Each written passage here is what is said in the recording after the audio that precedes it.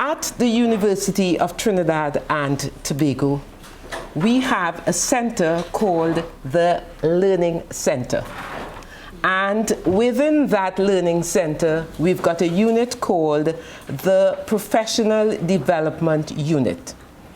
And the idea behind that unit is to ensure that faculty and staff experience continuing professional development, keeping in line with the trends that are occurring within the society.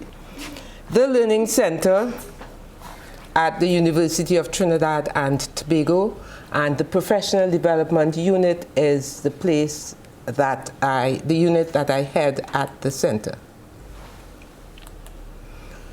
Today we would like to look at some of the implementation challenges within Caribbean universities concerning problem-based learning.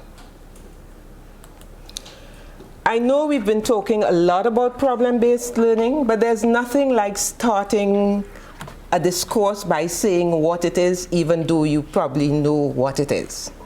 So one simplified definition may be problem-based learning is a pedagogical method in which a real-life problem or situation is presented for investigation, analysis, solution, synthesis, and evaluation.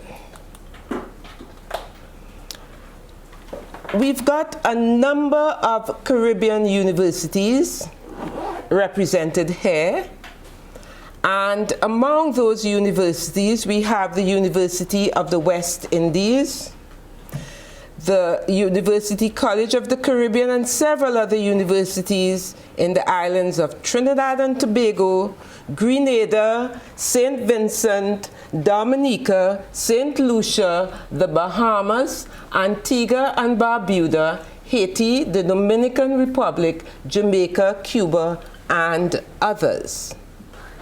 Yes, the process of PBL involves discussion and clarification of a problem, brainstorming to maximize ideas that are available, formulation of an action plan, identification of learning issues. There's a lot of information sharing, there's review, there's evaluation, there's assessment. And this is a comprehensive definition by Barrows and Tyndall of 1980. So, oftentimes we may think of an 8-step process involved in problem-based learning. Identifying what the problem is. Is the problem pollution in the water outside? Is the problem air pollution? Is the problem congestion in the city? Is the problem flooding? What exactly is the problem? Then there is an examination of that problem which has been identified. Oftentimes people engage in self-directed learning so that they can know more about the identified problem. There's a lot of participation in group work, and you would notice that these tables were anchored at a particular orientation. And you probably ask why.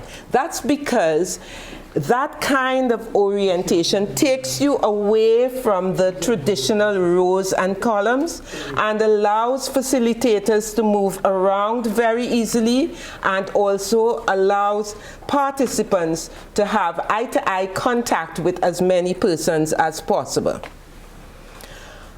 After participation in group work, there is a generation of the best solution, and you would notice best is written in capitals. That's because there are a host of possible solutions, but the best solution is the one that is desired. Then there's a presentation of that best solution, an evaluation of that best solution, and much reflection. And reflection is an integral part of the process. Putting this in a graphic format, because we know different persons learn in different ways, you meet the problem, you list the facts that are known, you list those that are unknown, you research those that are unknown, self-directed learning, individual research, group research. You generate possible solutions and you choose the most viable solution and you report on that solution. Okay, so within that process, there are a host of authentic assessment tools. And you're probably asking, why authentic assessment tools? So let's say that you are looking at the development of housing within this area. And you look outside, you see a lot of high-rise buildings, and they're wonderfully located around the banks of that waterway. And you ask some questions. Is this useful? How does it work? Why does it work? So what kind of assessment tools might you find useful to make such assessment? People may have journals where they record their findings, their thoughts. There may be logbooks, there may be learning logs, there may be posters. You can just look around the wall here and have an idea of some of the thoughts of various groups. There may be discussion boards, there may be constructed models, there may be personal, there may be self-assessment. You're thinking, well, what have I done? There may be portfolios. People have, portfolios in which they take note of what they've done. And merely observations, and of course you have rubrics that are appropriate for that kind of assessment. Okay, so what are some of the selected common features of problem-based learning? As I mentioned earlier, participants work in reasonably sized groups because you don't want too many persons so that the introverts do not have an opportunity to give their views. The person who is coordinating does not work in the office as a director or instructor or tutor or just mere disseminator of information, but works as a coach, as a resource person, and more importantly, as a fellow learning partner, because you learn at all points in the process. So we asked the question, where exactly is the Caribbean area in the world? We've got North America, South America. We have Europe, we have Asia, we've got Iceland, we've got Greenland there, we've got a host of countries, we've got Africa, different continents, Australia, and so forth. The Caribbean region is located just around in that area. And we've got an archipelago of islands. Between North and South America, you have a chain of islands. And these islands constitute what we call the Caribbean Basin or the Caribbean region. We've got the larger islands like Cuba, Jamaica, Haiti, and the Dominican Republic and Puerto Rico. We've got the Bahamas, these islands at north here. Then we've got some smaller islands all along here, continuing to the south, just north of Venezuela. I've had the privilege of working in a number of these islands, and it is interesting looking at the ways in which different countries operate and different kinds of processes involved in problem-based learning. There are some countries like Belize, located in this region, and other countries in the bottom region like Guyana and Suriname and Venezuela, and they align themselves with the Caribbean region. So we ask ourselves the question, what are some facts about the Caribbean region? It's a well-traveled destination.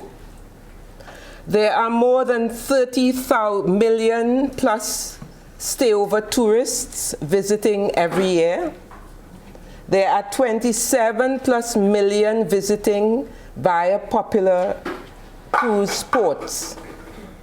These islands were discovered by Christopher Columbus around beginning 1492. And as we mentioned earlier, they are located southeast of the Gulf of Mexico and the North American mainland. Other facts about the Caribbean region. There are 700 islands, believe it or not, islets, reefs, cays, and they surround the Caribbean Sea, which is this region just about here. Only 2% of that entire region is inhabited, believe it or not. And that represents approximately 32 countries. As we mentioned earlier, there are 4 island groups: the Greater Antilles, the Leeward Islands, the Leeward Antilles, and the Windward Islands. And this is sourced from the website just at the bottom. Does anybody recognize this picture? Well, you know it's from your country. Where is it from? Guyana. And what is it? Ah, the famous Kaicha Falls. Okay. So we mentioned earlier that there are several universities, and we've identified some of them. And this is the map of Trinidad and Tobago. Trinidad being the larger of the 2 islands, and Tobago the smaller of the 2 islands. The University of Trinidad and Tobago, this is one of our signature campuses in the heart of the city. And at this particular campus, we have a number of disciplines, including the performing arts. There are a host of problem-based activities that are currently engaging the attention of some Caribbean universities. And of course, we could add to this list, but we will, for the sake of time, just select some of them. There's this community-based environmental management, and Samantha here is one of the professors in the area of environmental management at the University of Trinidad and Tobago, and she's doing a fantastic job. She recently made a presentation at one of our research conferences about a week ago, thereabouts. Then there are persons looking at the effects of flooding on socio-economic livelihood. There are others looking at the prevalence of reproductive diseases. There are others looking at the renovation of a colonial city, and others looking at city life challenges. And these are just some. Patient care, working within an urban environment, and you can see all this traffic. Do you know where that photo is taken from? With all that traffic? New York. I'll leave you to guess. Okay, I guess many people can identify with that. Economic diversification. So these are some of the current projects in which Caribbean universities are engaged. Before we talk about the implementation challenges, oh, I forgot, I can't move too very far from here. Do you mind distributing the handout? As in every other thing in life, there are advantages and disadvantages. Just put a few on each table. And this handout identifies a number of advantages or benefits from problem-based learning, some of which we have already spoken about, and it's written in such a way, if you observe, the font size is different, the font style is different, the orientation is different, and a host of others. It's on both sides of the paper, and these are some of the many advantages accruing from problem-based learning. Persons are better able to communicate, persons are better able to present materials, and so forth. So just a quick exercise to see that you are all awake. May I have one, please? Is there anyone who can quickly find, thank you, an advantage that resonates with them while in your problem-based learning experiences? Anything there? Do your students have joy? Are they happy? Yeah. Okay. Diagnostic skills, for example. Okay, diagnostic skills. And any, mini, miny, mo, could you circle divergent thinking? See if you can find it on that paper. Yeah. Okay, just circle that. Could you circle citizenship? So you have better citizens. Where is citizenship? Yeah. Shall I call in on specific persons? You know what I mean? Okay, what about intuition? Where is it on the paper? I see eyes looking at the top and at the left. Where's intuition? If you find it, just put your hand up. Where is it? At the bottom towards the, okay. So just fold your papers like this now. This is just to keep you into it, you know what I mean? Okay, so you fold your papers like that, and that line we'll call the axis of symmetry. So this is like a the axis of symmetry, so you have exactly like this. Okay? Good. Could you find management skills and tell us if it is on the right of that line or left of that line? Okay. What about openness? Right or left? Right or left? Right. Okay. Now fold your papers this way. Now, bear with me, I'm a teacher of mathematics, so I put mathematics into everything. You know what I mean? You're walking along the street and you see everything in through mathematical eyes. Okay, so you now have the line across like that. So we can have like 4 quadrants. Is that okay with you? Yeah. Okay. Where is maturity? Your students become so much mature when they are engaged in problem-based learning. Where is maturity? Anybody? Right. Okay, there we go. And what about personal development?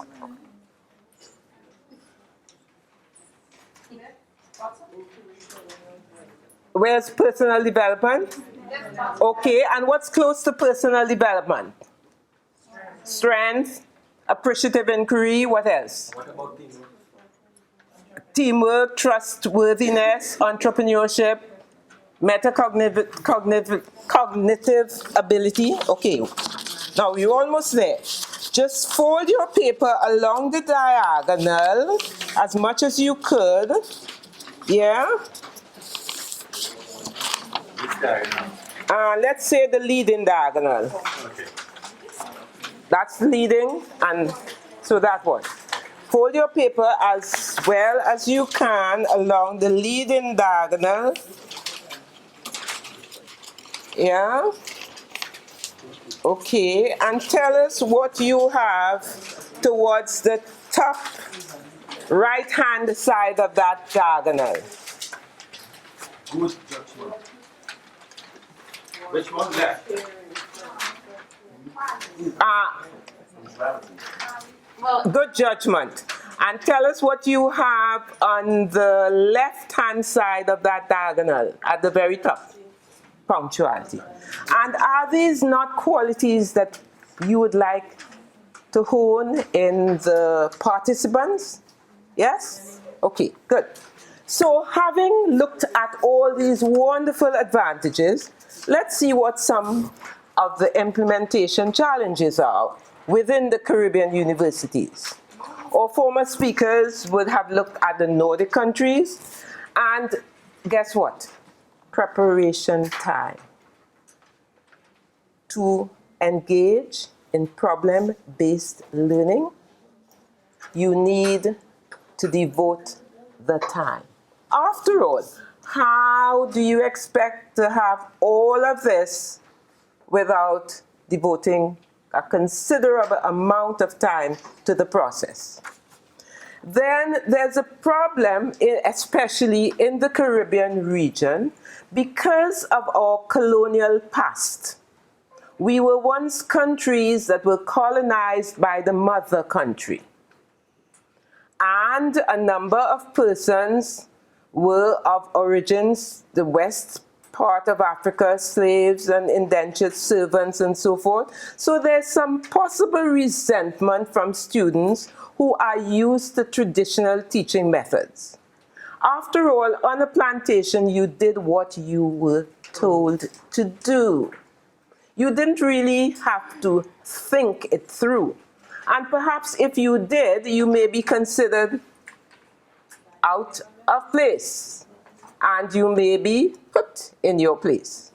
So because of that colonial past, you would find that a number of students may resent problem-based learning. And also, there is the idea of students refusing to be self-directed. Again, it has to do with the colonial past.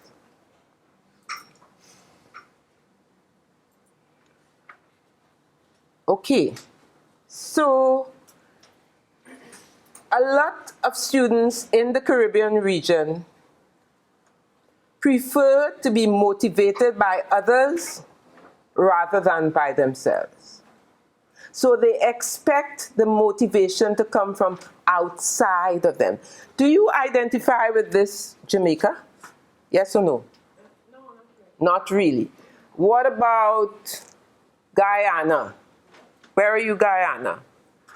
Yeah, do you find that sometimes among? What about Trinidad? Yes. What about Suriname? Suriname, where are you? Have you experienced? Okay. Listen, you don't have to be ashamed. You know, it's just like what the case is. And there is a reluctance often to be engaged in personal research and problem solving and divergent thinking and critical thinking and lateral thinking skills. People just want the easy way. Again, because of rule adherence, by virtue of our colonial past in the Caribbean region, there's a lack of desire to apply course content to real-life practical situations. People compartmentalize. This is a course, and I will do the course. But to take the principles of that course outside in a real world environment, a lot of persons are not prepared to do that. Then there's a reluctance in developing collaborative skills. It's the kind of mentality. I see you shaking your head. Do you identify with that? Tell us a little bit about it. Yes, true. It even happens at the level of the staff. It even happens at the level of the staff. No, minimal collaboration. People stay in their little silos, and they are quite contented. Also, Also? so like in our case, when we asked to other schools, Yes. other faculties, Yes? they saw it as extra work, and also they didn't feel like it was integrated in their curriculum. Like there was no relation in it. Lovely. This was the engineering school, by the way. Okay, remind the audience The other where. schools were not like that. Only the engineers. Okay, remind the audience your country. Dominican Republic. The Dominican Republic. Think about the Caribbean countries. You're producing sugar, but the whole idea of sugar in the mother country, there's an issue with economic costs. Maybe we can have more money from beet sugar as opposed to sugarcane sugar. So who knows? We may be out of work. So that reluctance in developing entrepreneurship and industry skills linger a long way in many, many of the Caribbean universities. Then there is a lack of confidence in communication skills. And much of this in the Caribbean region may be attributed to the mixed heritage. So we had the British, we had, okay, shall we start by, we had the Spanish, we had the French, we had the British, we had the Portuguese, and Dutch, and a host of other influences.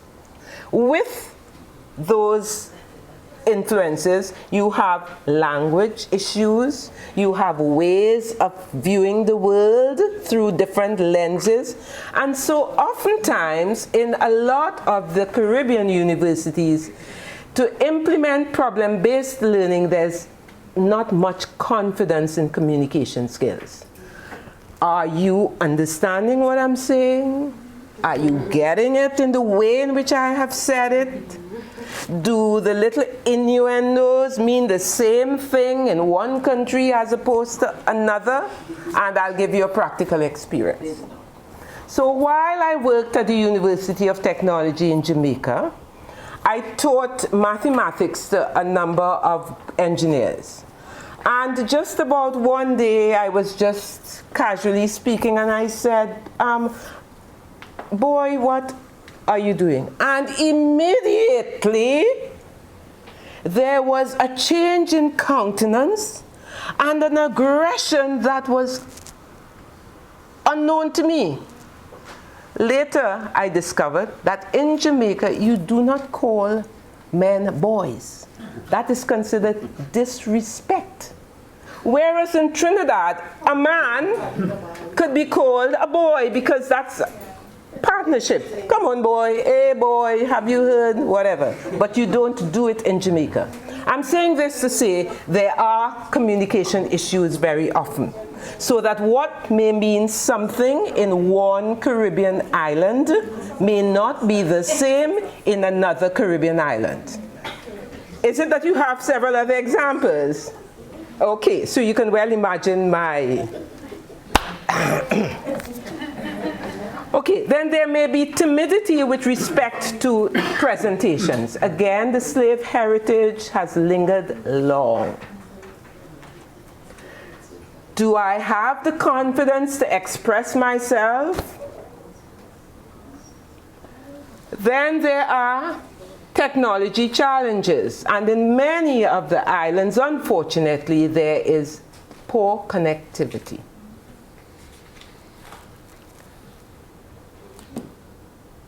What else can we see?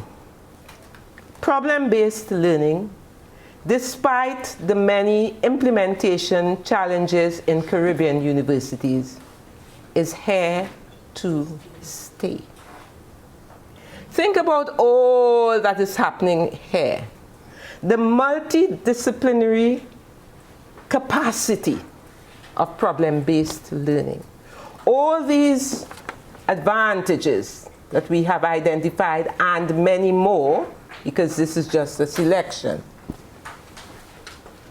What then can we see?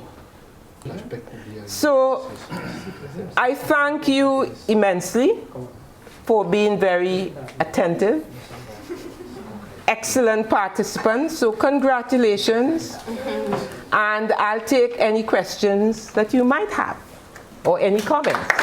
Thank you.